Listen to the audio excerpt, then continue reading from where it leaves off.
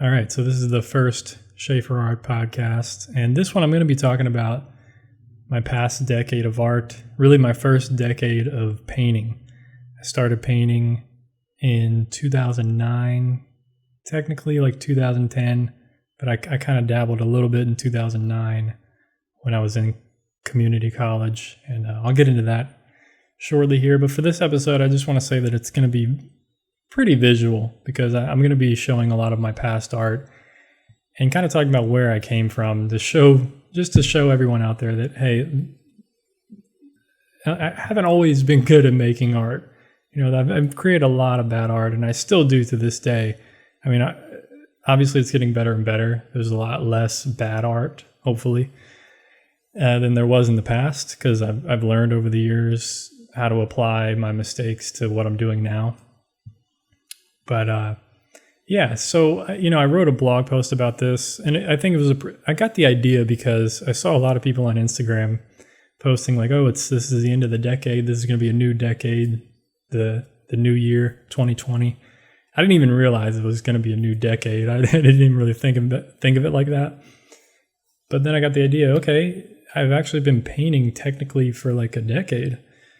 So this could be cool to kind of share my experiences and what I've done thus far with my painting for the most part. You know, I've been drawing as well the whole time, but I don't know that my drawing, I mean, obviously I think my drawings have gotten better, but I haven't drawn enough to really see a huge difference. I think painting is really my first, that's my main thing that I love to do. That's my first passion. And drawing is kind of just something I keep up. And it gives me a little bit of variety when I get sick of painting. I go back to the basics, go back to drawing, and really focus on value and all that kind of stuff. So yeah, this is a highly visual episode, but let's get into it. So I started out in 2009. Actually, let's go back before that.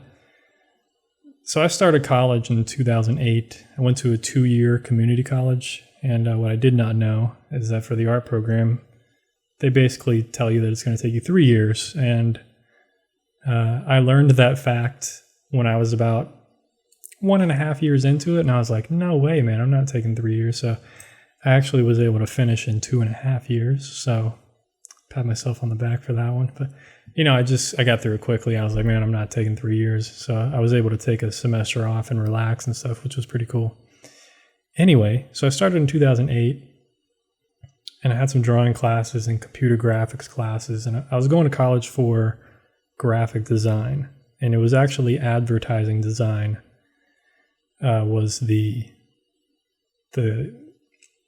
degree, or the what is it called when you study something? My major, advertising design.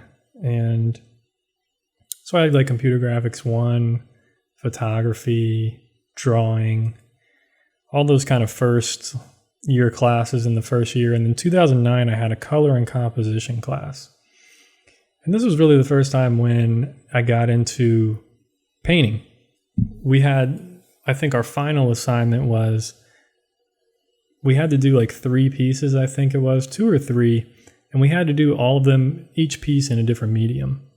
So I decided I'm going to do acrylics, watercolor, and I think the other one I did like color pencil or something. It was awful. I don't really like color pencils for some reason. I don't like the texture, and with coloring it just takes so long. You know, painting it's so much quicker. You're able to spread the medium around, the paint around. It's so much quicker to get the color down.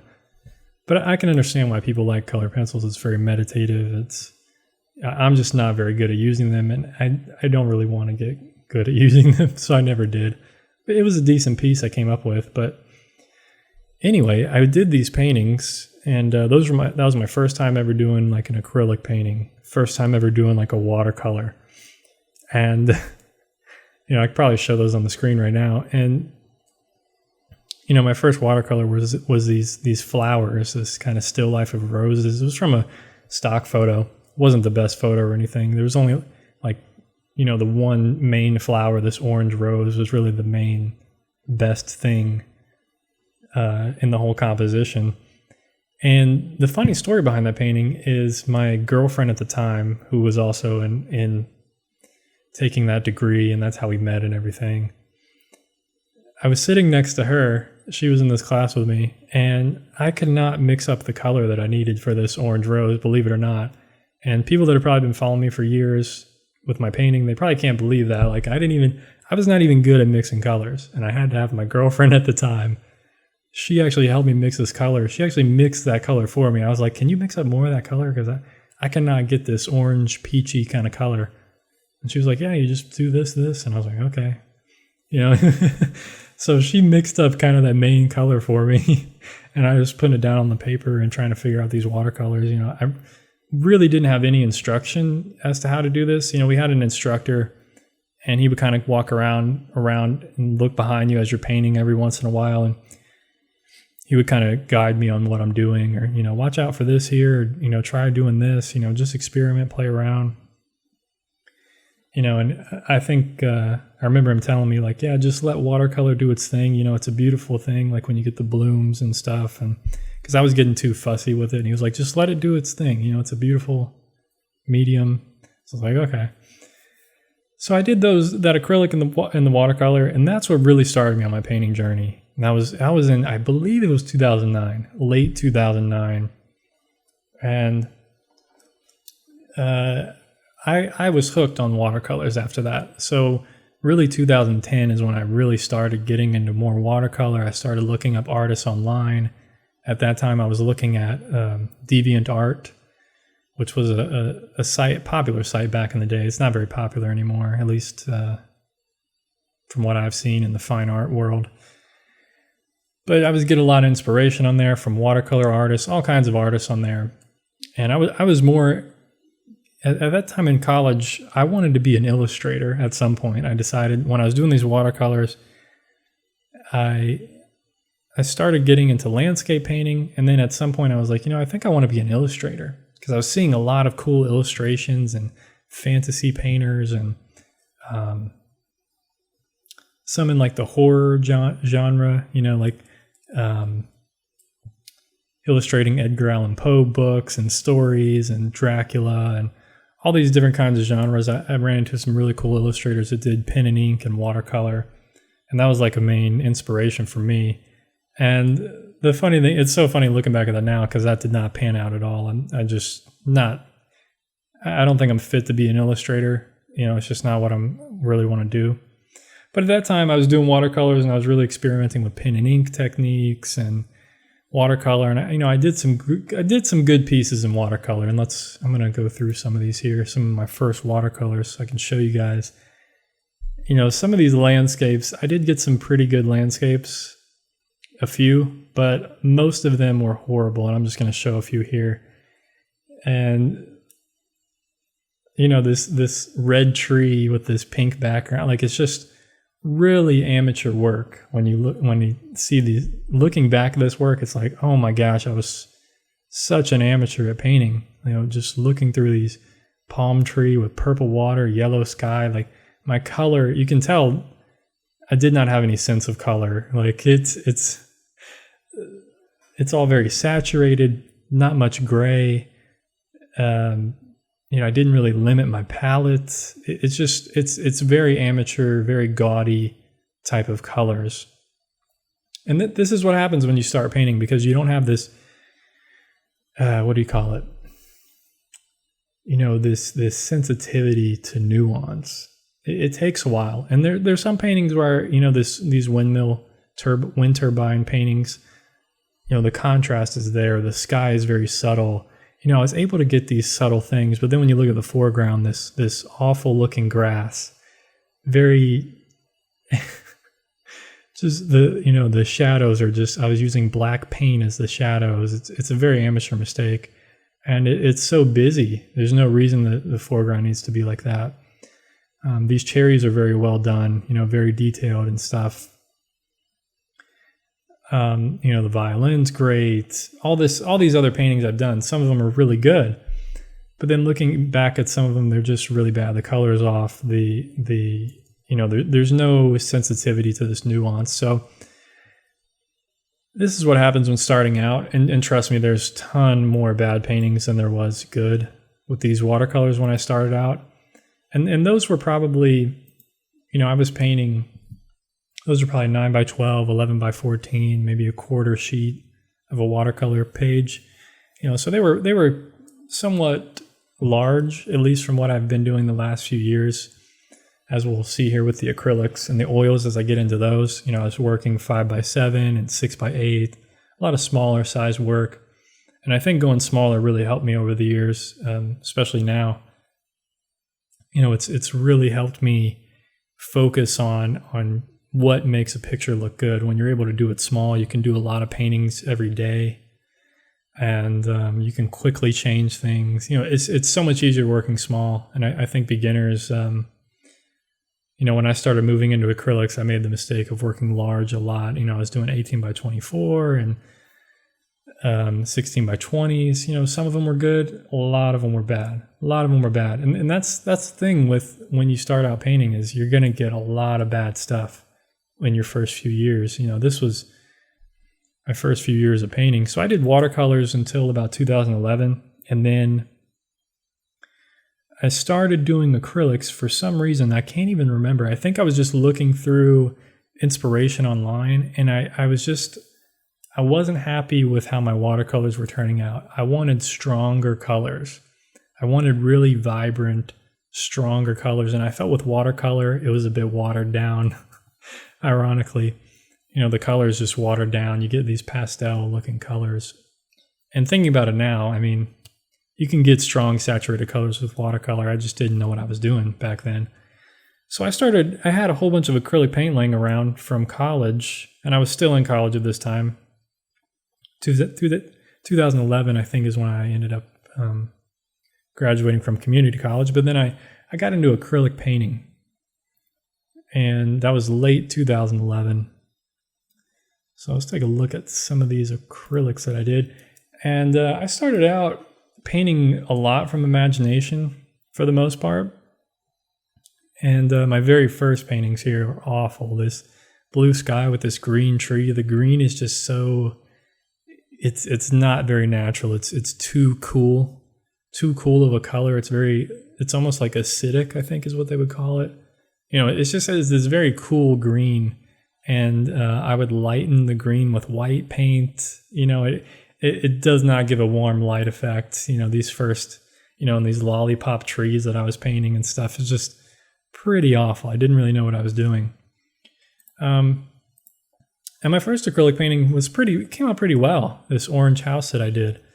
But you can see how amateurish it is. There's definitely some things wrong with it. That there's big, that small black window with the white edge around it. It just sticks out. It's too contrasty. There's too much contrast there.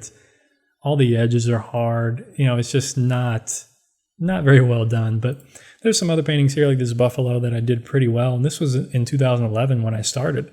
I got lucky at the very beginning. I learned some of these techniques of how to make things look fluffy, like the clouds and the fur on the buffalo and the grass. I just learned a few things like that, and started getting better at color mixing. I was using these tubed paints, and it was, I started using primary colors rather than a whole array of colors. And I was able to, I started out with red, yellow, blue, white, maybe a brown and a black or something. And, I learned to mix color, and I used that palette, that primary palette, till about 2 years ago. I used it for 5 to 6 years before increasing my palette. Then I started adding a green, and then I added a brown, transparent red oxide. I started adding these other colors, alizarin crimson, a magenta, and I really started playing around, expanding my palette. And then once I had a grasp of the primaries and how to mix, expanding the palette was very intuitive. I kind of knew what was going to happen when I mixed, yellow with magenta, because I was so used to mixing red and yellow. I kind of had an idea of what's going to happen. So I think that's very important when starting out as well. So what I ended up doing, for a while in my acrylic journey, I painted large landscapes. And then I ended up moving to California in 2013.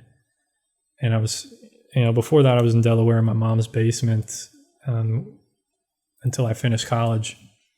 I was doing acrylic paintings the whole time, really increasing my skills. I think I learned a lot, painted a lot, did some plein air as well. This first plein air painting I ever did, I think, is this tree that I have here. It's an 8x10, I believe. And it's of a tree in my neighbor's yard. I was painting it from the sunroom of my mom's house in Delaware. And the funny thing was, a storm came the next year. A bad storm came through and kind of destroyed this tree for the most part. And they ended up cutting down the tree in the front yard. And I was like, wow. It was interesting because it made me realize the importance of painting and documenting stuff around me. I was like, wow, I have a cool picture of this tree that's a painting that I created by looking at it from life. It wasn't just like a snapshot or a photo. I mean, photography is cool too. I'm not putting that down, but there's something about a painting, like capturing it from life, that's really special to me. And it was cool. I thought this tree was really cool, and I was sad that they cut it down. And but it was cool that I had this painting from a tree in their front yard, just a random tree. And at the time of painting it, I had no idea that they would cut it down. So that's cool story for that painting. But, I did some plein air over the years with acrylics, which is really tough. You had to paint it really fast. And I think acrylic really helped me out over the years because I had to learn to paint really quickly to be able to get soft edges and blend and stuff. And I ended up doing, once I moved to California, did some landscape painting and stuff. But then I ended up at one point building a little still life box. I made a video on this. A PVC still life box, and I got the idea online, I saw. And I built my own, got some different colored sheets from Walmart, really cheap, like $4 sheets, a bunch of different colors, so that I could use it for backdrops and to put cloth underneath objects and stuff. And I went to local antique shop and I bought some, some interesting glass jars and some interesting little objects and stuff. And I would use fruit that I'd buy from the store that I was going to eat. And before I ate it, I would just put it in with these glass objects and stuff and make a little still life. And I played around with different color harmonies, lighting scenarios, warm light, cool light, daylight, white background, black background, colored background, all different kinds of scenarios. It was a lot of fun. And I ended up doing very small, like 5x7, 6x6, 6x8 paintings every single day for about 2 months. And I think it was 2014 when I did that, early 2014. And here's some of the photos of those. This glass bottle here. I was playing around with light effects. I really got to explore all different kinds of edges, soft edges, hard edges, different color combinations, lighting effects, how glass, how to portray glass objects, how to paint more painterly, with more brush strokes, composition, arranging objects, and also how other objects would reflect onto objects. So, I have this one persimmon in the middle of all these lemons, and you can see that the orange of the persimmon plays, the light of that persimmon bounces onto the lemons. So you get this orange reflected light on these lemons. There's so much to learn from doing still lifes. And that's when I really felt that like my painting went to a new level. I was doing those every single day, and almost every one was a good painting. There were some bad ones, of course, that always happens. You're always going to get like, depending on if you're on a roll or not, how good you are, you can get only like 5 good paintings out of 10, or maybe 3 good paintings. Maybe you get 7 good paintings out of 10. It's very hard to get 10 out of 10 good paintings, is my point. So I did those for 2 months. I did these daily still lifes, and it taught me a lot about discipline and just process. I was able to build up a process for once for how to do paintings. I ended up just learning like how to block in stuff and then go to smaller and smaller shapes. I learned so much, and I think that's so important, like a daily routine and just doing it for a month. And you'll be amazed at how much you learn, for sure. And you learn how to deal with disappointment, and that's something I'm relearned this last month in December of 2019. I did a watercolor painting almost every day. I think I did about 27 paintings in the month. And not every one of them was good. I got a lot of bad ones. Probably got like 10 or 11 bad ones. Almost half of them were not the best. They weren't like my worst paintings ever, but they're not my best either. But anyway, let's get back to these acrylics. And I started, I think, late 2014, early 2015. It may have been sooner than that. And when I was doing these still lifes, I started playing around with open acrylics, something that the brand Golden makes. They made open acrylics, and they also have the open acrylic medium. And I really started playing around with these paints. And what they are is it allows it keeps the acrylic paint wet for up to 24 hours or longer. And that really changed the game for my painting, because I was able to blend, I was able to make softer edges, I was able to blend, the background into an object, or an object into the background. And I didn't have to wait for none of the paint dried, so I was able to blend it all around, and it gave me more of an effect of painting with oils. And it really prepared me for painting with oils, which I ended up doing in mid-2015, which is something I never thought I would actually do. Because if you've been following me for a while, there were so many times where people were like, you should really try painting with oils. You should really do oil painting. And I was totally against it. I was like, there's no way. I don't want to do oils. I don't care about oils. I have no desire to paint with like the chemicals or the oils and the solvents, and it's just a pain. Does not sound fun to me. I don't have any desire to do that. I want to master these acrylics that I'm working with and do that. And it was just so funny. And it was just so naive. I never really tried oils, and I was just totally against them, closed-minded. I mean, to my defense, I was really just it's good that I was focused on acrylics and really focusing on taking them as far as I thought I could. And that's what I did. I started playing around with this open medium, and then I started to see the possibilities of having the paint dry a lot slower. And with the medium, you could buy regular acrylic paint and then just use the medium when you wanted. That way you could have stuff dry quickly, and then you could have layer on top of it with stuff that dried a lot longer. So that was a super game changer, and it saved a lot of money because the whole bottle of medium was like $8, but the paint was so much more expensive because it had the medium already mixed in it. Yeah. So anyway, so mid-2015, what ended up happening for me to try oil painting is that I went and saw a gallery showing, or a museum showing of, trying to remember what the show was called. It was some great paintings from some gallery in Scotland, and it was a lot of good paintings from there. One of them, they had some Monets there. They had a Sargent, Lady Agnew, really amazing portrait by Sargent, and I was blown away when I saw that painting in real life. It was really one of the first times I saw a Sargent painting and a Monet painting. It was one of the first museums I ever went to while I was in California. And I was blown away. And everybody before that I had learned from online, I'd watch some DVDs and stuff. And when I was still painting with acrylics, I learned from oil painters. So I was applying all these oil painting techniques to my acrylic painting. And that's how I learned.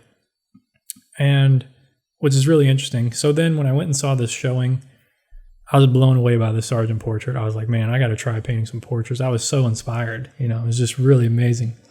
So I went home, took out my acrylics, and tried painting with these. Tried painting a self-portrait or something. Came out awful. It was horrible, and I was so frustrated at the time. I was just like, man, I can't achieve the effects I want with these acrylics.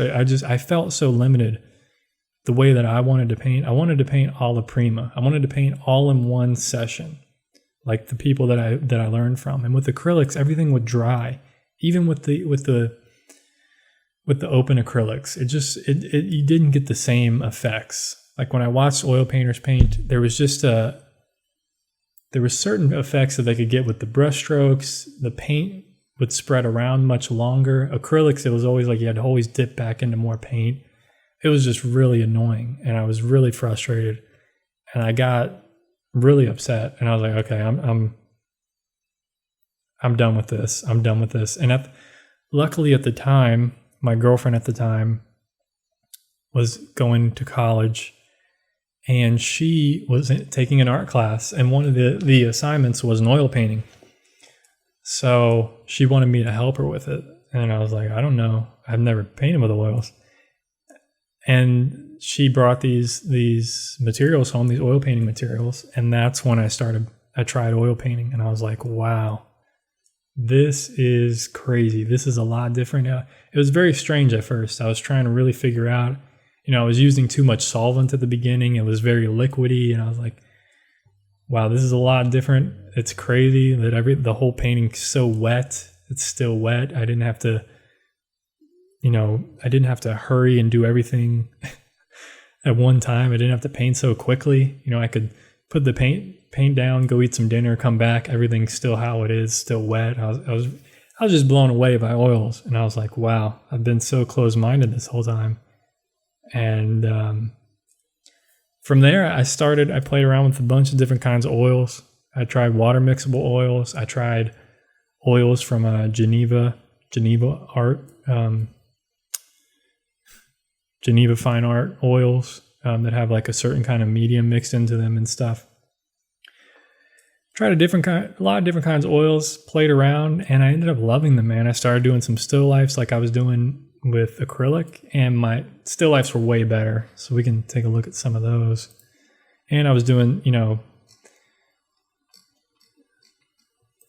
so there's some of the still lifes, this melon with the little bottle. It was just everything. I felt like I was on a new plateau, not a plateau, but I just went to the next level, and I kept painting small, and I did a lot of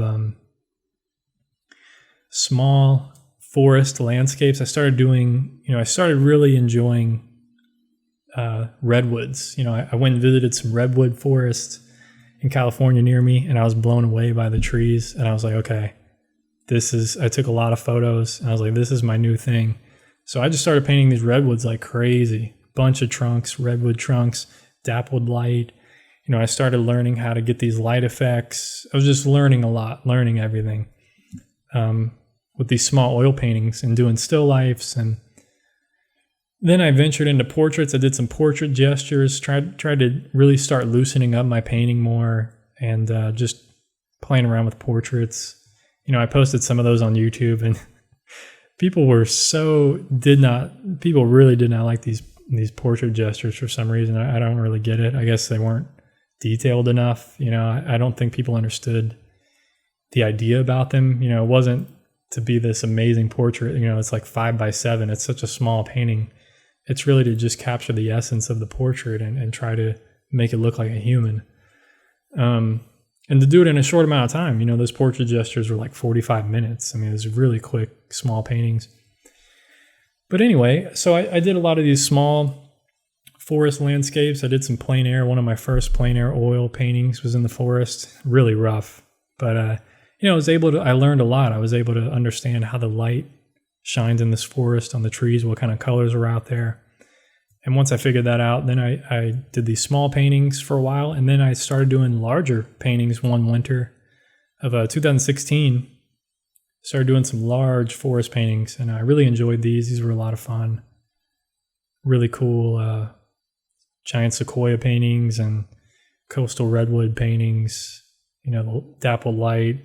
Just did a whole series of those, and I just recently last year got those all framed up. I'd like to do a gallery showing. It's been so many years. I've just been slacking on that, and I'm really torn with galleries and stuff. It's just it seems like such a pain, and they take such a commission from you, and they don't even promote you or anything really anymore. It's just it's not how it used to be, which is a sad thing. But that's a different story. So for a while with these oils, I was just experimenting with a lot of different stuff. I did a self-portrait, my first self-portrait. It's pretty rough. It kind of looks like me.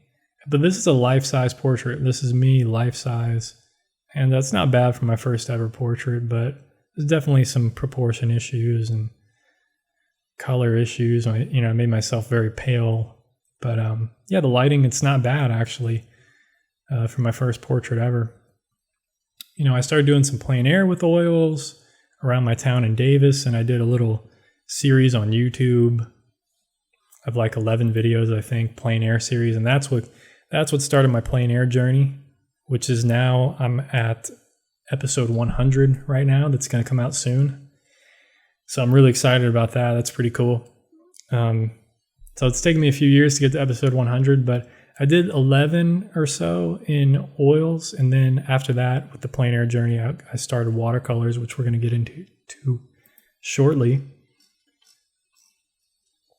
So yeah, with oils, one of the last things I started doing, so actually let's talk about how I got into watercolor. So I got into watercolor in 2018, and I was planning a trip to Alaska. This is really one of the first trips I've ever taken as a vacation somewhere new. For a few years, I didn't really take any vacations or go anywhere, at least like somewhere far like that. I visited my family in Delaware and stuff like that, but I didn't do any plein air or painting while I was there.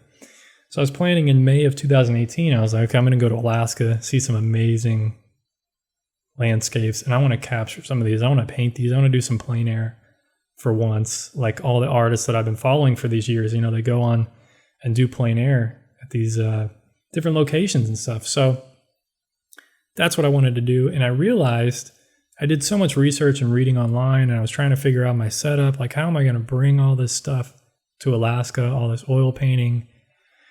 And I heard that, there can be problems in the airport with tubes of paint. They don't really like you carrying this stuff around. You can't carry solvents. So I'd have to either paint solvent free on location, or I'd have to buy solvent when I got to the location and then buy a solvent container and figure all that out. It was just a big pain. And I'd have to carry a pochade box and a lot more luggage. And I'm a very minimalist traveler. I use one book bag. I use that for 2 weeks, and I was good to go. So I didn't want to bring a lot of stuff. And what I ended up looking at a bunch of Sargent books that I had of his work, and he did a lot of watercolor late in life. I always loved looking at his watercolors, and I was like, over the years, when I was doing acrylics, actually when I was doing oils, I tried like one watercolor and I was like, oh, I hate this stuff, man. I'm not good at it. And I always loved Sargent watercolor. So I was like, okay, maybe this is the way to go. Maybe I do watercolor. And I came across an artist on YouTube named Marco Bucci. And this dude, I think I saw other artists as well doing similar things to him, plein air with watercolors in a little sketchbook. But the way that he did it made so much sense to me. He was able to stand on the street and he was able to hold everything, the water container, his palette, the sketchbook, the brushes, everything. He was able to stand there and be this mobile painting setup. And I was so thankful that I found his video, man, because I was like, that's exactly what I need. I need to adapt this to my liking. And this was just like a month or two before I was about to leave. So I started ordering all these materials, watercolor sketchbooks and palette and paint. And I was just figuring everything out in like last minute. And it was great. I ended up tweaking a little bit of his setup. And I figured out this little setup that I could paint in a sketchbook on location pretty much anywhere. And while I went to Alaska, and while I was there, I painted like 7 little paintings while I was there. I was hoping to do like 24, and I did 7. So that's the reality of that situation. Most of them were done from the car, so I didn't even have to worry about having a really small setup. But it was good because I could put everything in my lap. It was great. Small little foldable palette. I got a small little book bag that I could use for my plein air, put everything in there, and I still use pretty much that exact same setup I still use to this day. Haven't changed much of anything. I still use the same water dishes, the palette, the bag, sketchbooks, everything's the same pretty much. So I'll probably have to do a video on that too, kind of an update, a 2-year update. Like, has anything changed with my watercolor plein air setup? No, it hasn't. It's all exactly the same. So really happy with that. But at this time when I started watercolors, I started after I came back from Alaska. This is when I really started my plein air journey. I started vlogging. I bought a little vlogging camera, and I was able to vlog all my experiences, which was really cool, man. I got some inspiration online from another YouTuber that I watched, and he was actually not even an artist. He was just a funny dude who was a vegan. He's kind of a crazy dude now. I mean, he was always pretty crazy, but Vegetable Police on YouTube, that's his channel. His channel kind of blew up over the last few years, but he was vlogging every day, and he had this cool little Sony action cam, and he was able to vlog, and I was like, okay, I'm going to try. This is perfect. I need a little camera like that. And the same year, that 2018, that summer, so I got that camera, and I was vlogging a little bit, and I was doing some painting, plein air with watercolors. And then I planned a trip in August to Paris in England. And I used the same setup there, and I was able to do a lot more painting in Paris and England. And I vlogged the entire trip, every single day, everything I did pretty much, everywhere I went. It was really cool. It's really cool to look back on. And everybody, on YouTube loved that whole series for the most part. You guys can go check that out if you haven't yet. It's my Paris and England vlogs. I got a whole playlist on there. If you go to my channel and go to playlists, you'll see the Paris and England vlogs. So those were pretty cool. And, I really fell in love with the simplicity of small watercolor sketches on location and being able to vlog every experience. And it's so much fun to look back on. And that's really why I do that. And it's so much easier than the oil painting setup, obviously. It's lighter, it's quicker, it's faster, it's less complicated. There's no solvents involved, less cleanup, like everything. It's so much better. Everything is it's just overall quicker, simpler, better, faster. It's easier. Everything's better for me. And that's what I like. I think most people like that. Most people like things that are simple, easy to do. They don't take a lot of time. It's minimal. So then I only started painting with oils in the studio. And doing like larger work. And then I ended up, I think at the end of 2018, beginning of 2019, I started painting oils in a sketchbook. And I was doing a lot of I did some master copies of some museum portraits. And those were really the last oils that I've done. I don't think I really done much after that. I did a oil portrait of Aurora, who was a Norwegian pop singer, folk, dark pop. That's what I like to call it. But she's really cool. I did a portrait of her, and then I did a portrait of my cat for her 14th birthday. It's in my sketchbook. And those are really the last oils I've done, and it's been almost a year now, maybe like 9 months or something since I've painted with any oil painting. And I've just been doing watercolor ever since then, and starting this past winter in 2019, I started doing some slightly larger watercolors in the studio, which are 1/8 of a sheet of watercolor paper. So they're like 7.5 by 11. So they're bigger than the 5 by 7 sketches I've been doing plein air.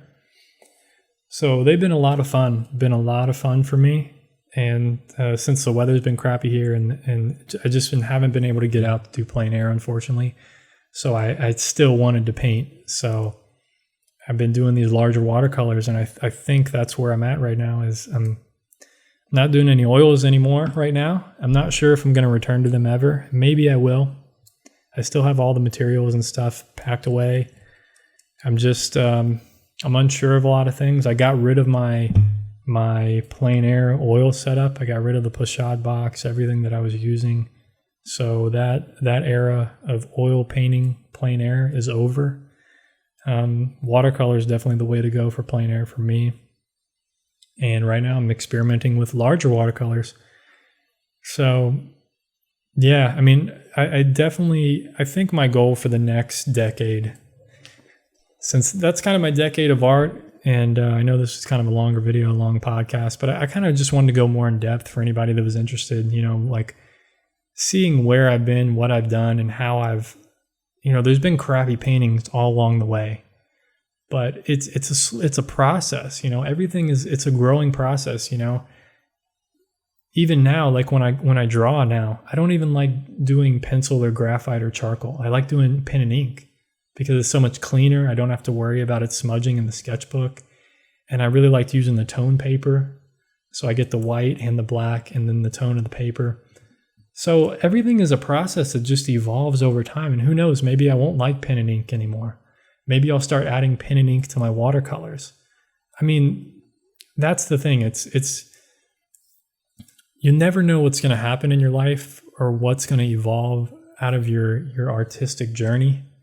And for me, it's been a wild ride, starting out with watercolors for a year or two, going into acrylics for 4 solid years, and then just completely abandoning acrylics, giving that up, moving into oils, and me thinking that I'm never going to use watercolor. Like, I have no interest in watercolor whatsoever anymore. Like, it was not appealing to me at all. And funny enough, my grandmother's been doing watercolor since before I started my first watercolors. And she kind of got me into watercolor a little bit.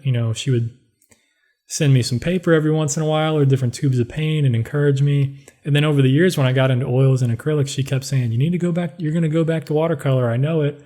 And she kept saying, you should try watercolor, just kept badgering me with this. And I was like, no, I don't want to do watercolor. I really love oils. And it's just funny now that watercolor has been the only thing I've been doing this past year. So it's funny how everything evolves. Like, I did not expect this to happen. And I think that's the way life goes. Sometimes things happen that are unexpected. You don't plan it.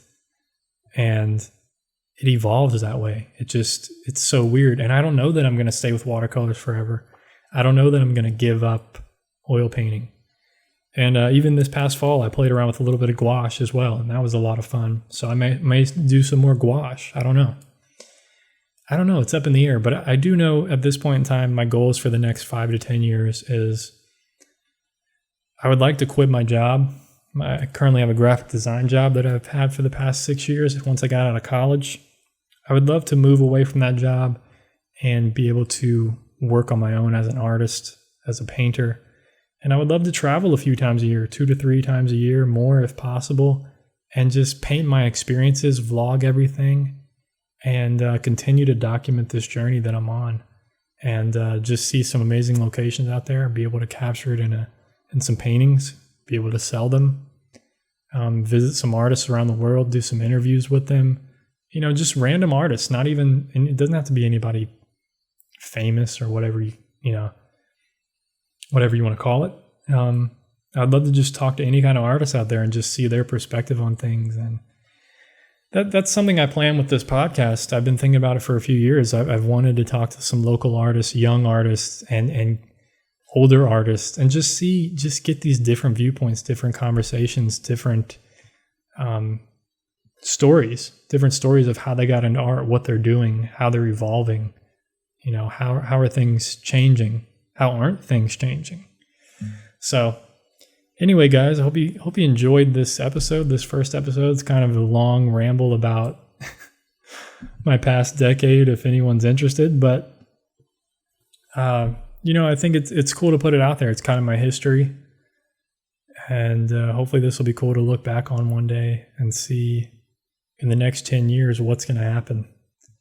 I'm excited. I hope some cool things happen. I'm working on them, working hard, and trying to stay focused. And I appreciate everybody that supports my work so far the last 10 years. I'm really grateful for everybody that's watched the videos, purchased some artwork, follow me on Instagram or Facebook, anything. Send me emails, messages. Much greatly appreciated. But looking forward to more videos. And right now, I'm doing some drawing videos every Saturday and plein air videos when I can. and these podcasts. So that's about it. Let me make sure I covered all my bases here, just to make sure. Plein air oil, plein air watercolor, studio watercolors, yeah. I mean, I think that's pretty much everything. So the last decade, man, it's been a wild ride. Let's hope this next decade is a little bit smoother, and or maybe not. I don't know. Maybe not smoother. Maybe more exciting, but definitely more. Looking forward to more sales, more freedom from this 9-to-5 job that I'm in. I want to be able to paint more and share with you guys and document my journey and just evolve more into the artist that I want to become, that I've been working at these past few years, and stop working for someone else. But, it all takes time. So it's not that I hate my job. It's just that I have a dream. I have a dream of working for myself, and that's what I'm working towards. So anyway, I'm just rambling now. So I'll see you guys on the next episode. Thanks for listening. Thanks for watching. Take care of yourself. As always, peace, my friends.